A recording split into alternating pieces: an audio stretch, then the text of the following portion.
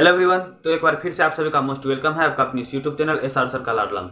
दोस्तों, अभी की इस वीडियो में हम देखेंगे कि यूरोप में राष्ट्रवाद के नाम से एक लघुत्तरीय चैप्टर के नाम से एक लघुत्तरीय क्वेश्चन जिसका नाम है मेजनी कौन था।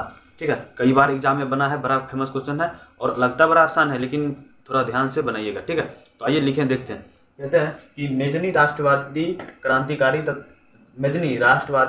तथा इटली के गुप्त संगठन कार्बोनरी दल का गुप्तचर था।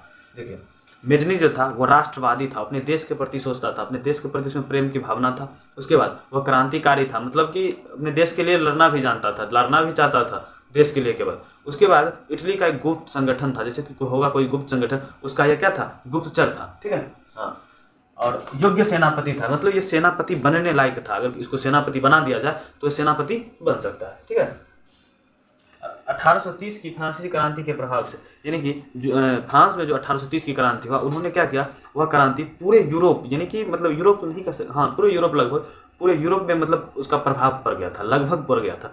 जैसे कि उसके फ्रांस का जो सटा राज्य जो भी देश था उस पर उसका प्रभाव पड़ गया। आखिर वो जनता अपना सरकार को भगा सकता है या फिर उसके विरुद्ध लड़ाई लड़ सकता है, तो हम लोग भी तो ऐसे ही फंसे हैं, हम लोग क्यों नहीं लड़ सकते। तो ये प्रभाव जब मतलब कि वो जो 1830 की क्रांति हुआ, तब मेजनी के मन में आया कि अरे भाई, अगर वहाँ हो सकता है ऐसे, तो हमारे यहाँ क्या क्यों नहीं हो सकता, हम भी तो ऐसे कर सकते हैं। तो वो क्या हुआ कि 1830 की क्रांति जो हुआ उसका प्रभाव पड़ा किस पे, मेजनी पे पड़ा, और मेजनी पे उस प्रभाव से प्रेरित होकर क्या किए कि सभी लोगों में राष्ट्रवाद की भावना जगाने लगे, काफी लोगों में राष्ट्रवाद की भावना जगाने लगे। लेकिन मेटरनिख किया क्या, इसको भी दबाव दिया, बहुत सारे कार्य किए, यानी 1848 तक तो कुछ नहीं होने दिया, फिर भी केवल मेजनी के बारे में लिखना है तो आइए देख लेते हैं। और कहते हैं योग्य सेनापति था।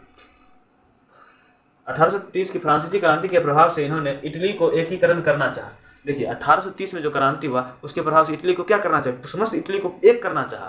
ठीक है, करना चाहा। मेजनी 1831 में यंग इटली तथा 1834 में योग्य यूरोप की स्थापना की। देखिए, वो क्या किया कि मतलब एकीकरण इटली को करना तो चाहा। ठीक है, और क्या किया, इसके लिए एकीकरण में बाधा कौन था, तो बाधा था ऑस्ट्रिया। लघुत्तरीय है, इतना नहीं लिखना है, बस दीर्घोत्तरीय रहेगा तब इतना लिखना है, इतना लिख दीजिएगा या और थोड़ा बहुत लिख दीजिएगा, नंबर मिल जाएगा। दीर्घोत्तरीय में पूरा लिखा जाता है। तो देखिए, बाधा कौन था, तो बाधा था मेटरनिख।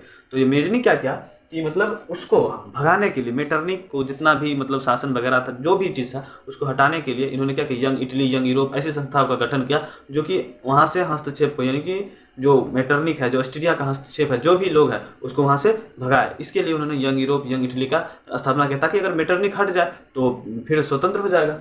ठीक है, इसके बाद अभी ये लिख सकते हैं कि मेजनी को इटली के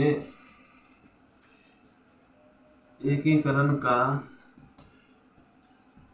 मसीहा कहा जाता है।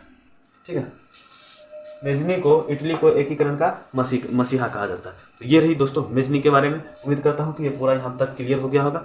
तो तब तक मिलेंगे किसी नेक्स्ट वीडियो में, तब तक के लिए धन्यवाद। ठीक है।